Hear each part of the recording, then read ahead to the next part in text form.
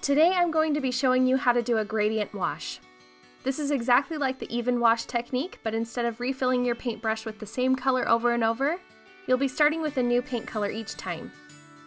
For this technique to really work, make sure you're overlapping your paint just a bit so that the watercolor paint can do its job and blend together.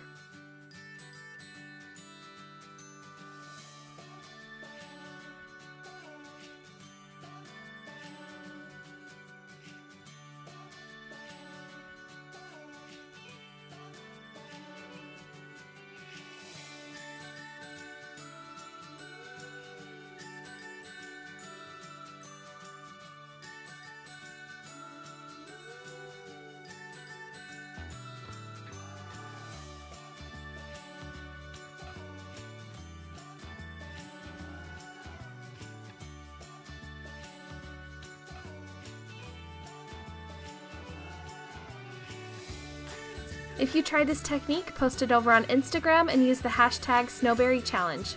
I can't wait to see what you create.